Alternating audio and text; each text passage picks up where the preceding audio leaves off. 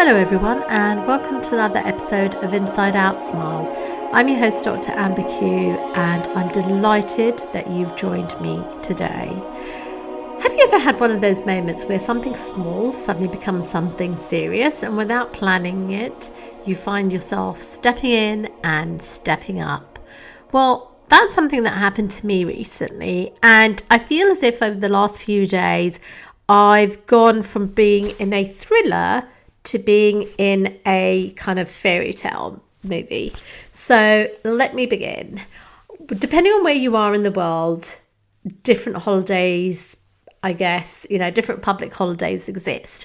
And it's quite interesting because I was speaking with my friend in the States, and in the States, for the Easter holidays, they don't really have any Easter holidays. They have Easter Sunday, but they don't have Good Friday, and they don't have a bank holiday on the Monday. So for us, we always have a Good Friday, and then there's the Saturday, Easter Sunday, and then the bank holiday Monday. So I'm not a Christian, but obviously it's a public holiday on the Good Friday and the Easter Monday, and it's just a break, isn't it? Because it's a public holiday, which is fantastic. So I had been quite busy the week before, and on the Friday evening, I was shattered. I was really tired. I was just looking forward to being at home and relaxing. I actually had a few things that I was going to do to chill out, etc. And it was interesting the way the day just changed, or the evening has just changed. So one thing I'd noticed was that one of my neighbours, her car hadn't moved, or I thought her car hadn't moved for a few days. And so normally I just like to check in, and quite often she travels quite a bit for work. So sometimes she will say, oh yeah, sorry, forgot to let you know I'm travelling. So I thought, oh, let me just message her, and she's probably forgotten to let me know. So I sent a message, and to be honest, I wasn't sure when I was going to hear back because it was evening time. This was on Thursday, and I had thought to myself, well, if she doesn't answer, it could be because she's obviously on a different time zone, so I'll wait until tomorrow. But the next day I still hadn't received a message, so I thought I would give a quick call. And again, I wasn't really surprised because if you're in a conference, you're not going to be answering a call. So I thought to myself, let me just send a text message. So I sent the text message, and a couple of hours later I still hadn't heard anything. So I'd sent the first message on the Thursday evening, and it could have been early morning if she was in the States. So this was now on the Friday, and I thought to myself, okay, I'll just give her a couple of hours to respond to this message, which essentially was saying, oh, are you away? Just let me know so I know that you're okay. And a couple of hours later, I hadn't heard anything. So I decided to ring her next door neighbour. She's not my next door neighbour. Anyway, so I sent a message. Oh, no, I rang the neighbour, and he said he'd seen her the day before or something, and that everything was fine. But then he added that her work colleague had been banging on the door because she hadn't been to work, and she was worried. And I said, oh, this rings alarm bells for me. So that person said, well, what should we do? And I said, well, I'm almost there, but there were some temporary lights. So it's going to, I said, I'll be there in a few minutes, and then we can sort of group and see what to do. And I was driving home. By then I was quite concerned. And as I pulled up, somebody was knocking at her door. So I rolled down my car window. I didn't roll it down, actually. I just pressed the electric button. But in the olden days, you would have said, oh, it rolled down my window, because you literally had to roll down your window. Some people may not know that. Anyway, and so I pulled my window down, and or pressed the button to pull my window down. I have no idea why I'm focusing on this anyway. And the lady in question said, oh, I'm her, I was like, oh, are you the work colleague? And she was like, yes. Are you a friend? And I said, well, I'm a neighbour at the other end, but I've been concerned. Let me just park up. So I parked up, and we had a quick chat that she hadn't been to work. She was sick prior to that. And the other neighbour that I'd been speaking to on the phone had also come out, and then the work colleague's phone rang, and it transpired that she'd already called the emergency services and they were doing what's known as a welfare check. And to cut a long story short, basically I then rang her other next door neighbour. He came out as well, and we were trying to see when was she last seen, is she okay, etc. And in the meantime, the paramedic arrived and the fast response unit. And because he couldn't get access, and we checked the back of the houses and we couldn't see any lights on. Well, I'm not that tall, but anyway, the paramedic was much taller. And essentially, he called the fire brigade. And so you had the neighbours, the work colleague, then another one of her work colleagues who lives locally had arrived. And we were all there bound by a common goal of ensuring that our neighbour was okay. And it was chilly. It was chilly that evening. And again, I'm saying, to cut a long story short, the fire brigade arrived and it was getting quite late by this time. They went through a neighbour's back garden. It was so interesting. They lifted the panel fencing and they sort of went between his, he's got these wires for trellis. So they went between that wire, I think it was a barbed wire, and they ascertained that it would cause more damage to gain access from the back of the house. And it was just so interesting. And anyway, they went around the front and they opened the door, and it transpired that she was very, very unwell. And I think that for me, this is really, and she is now safely in hospital. And, I do want to cut the story short, but essentially she was very unwell. She needed to go to hospital, but she didn't actually go to hospital on that night. So I then checked on her the next day and called the emergency services again. And, and then she went to hospital.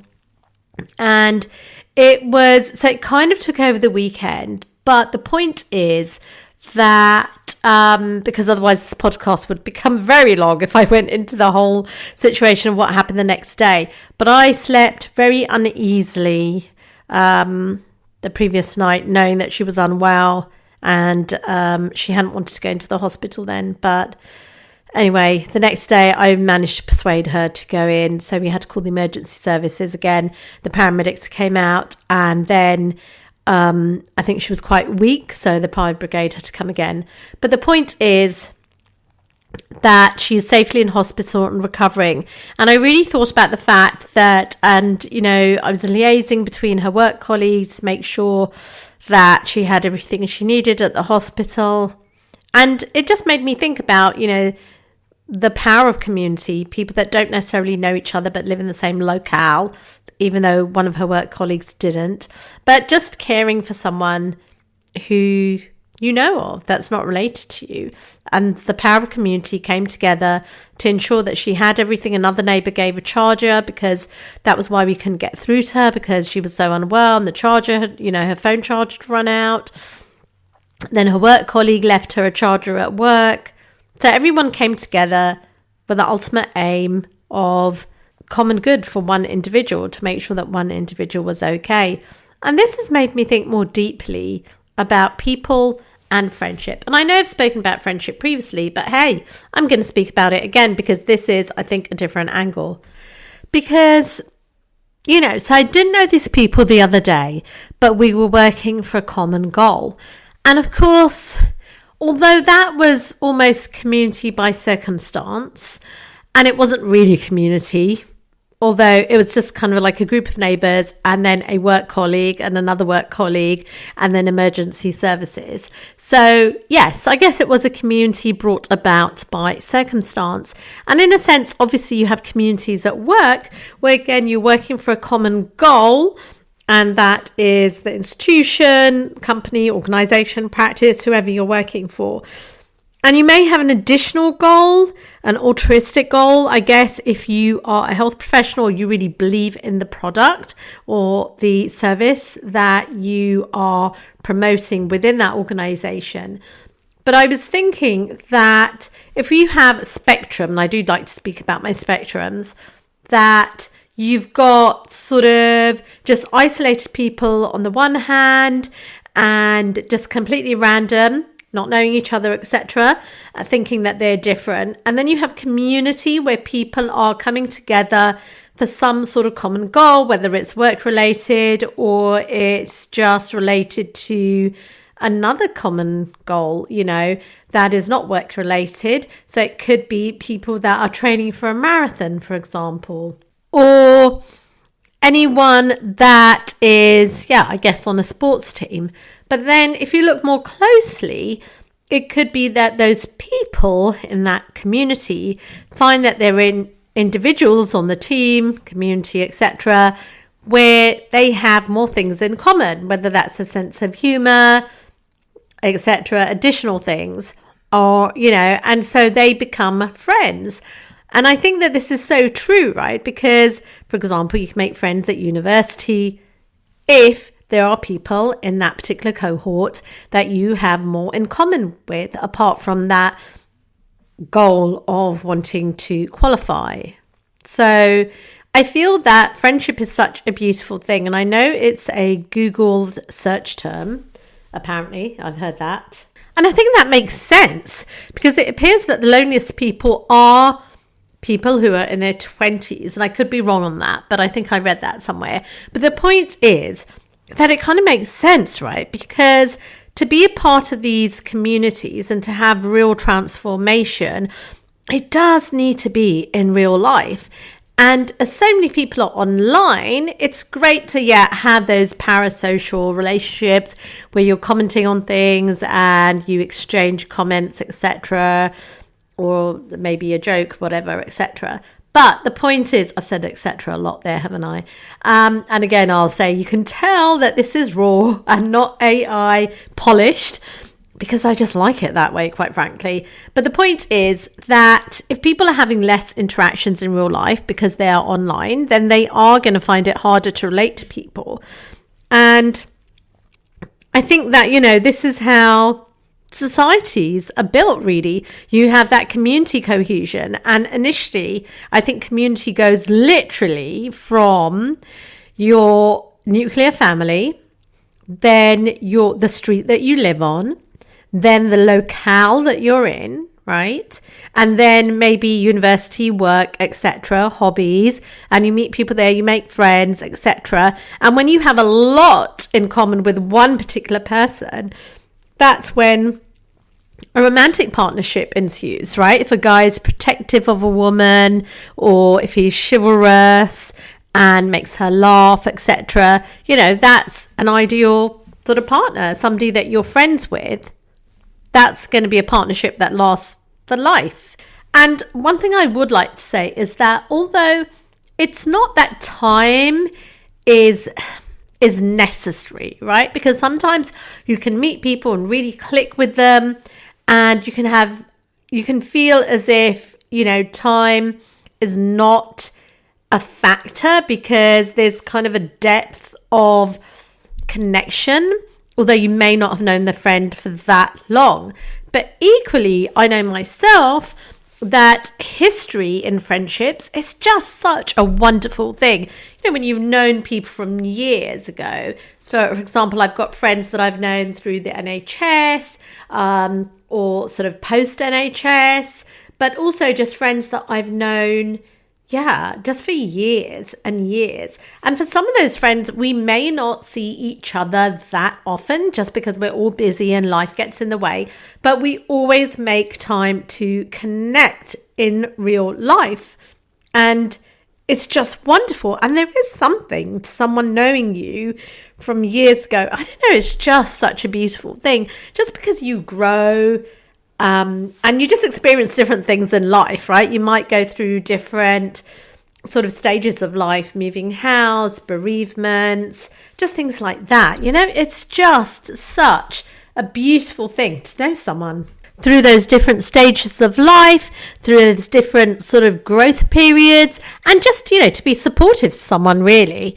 And also that reminds me of family, right? So I'm blessed to come from an amazing family, really. It's just such a blessing. And recently I saw one of my cousins who've not seen for probably years, actually, because whenever he's visited, I haven't been around. And this time I was around. It was great.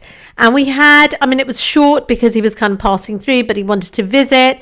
And it was just wonderful because he's so amazing as well. We had this really stimulating conversation. We're just talking about world affairs. He travels a lot with his work, and it was just, the insights that he gave me, and he was speaking about my grandfather's books as well. It was just amazing. It was incredible. And I kind of made a mental note that I need to sort of stay in touch with him.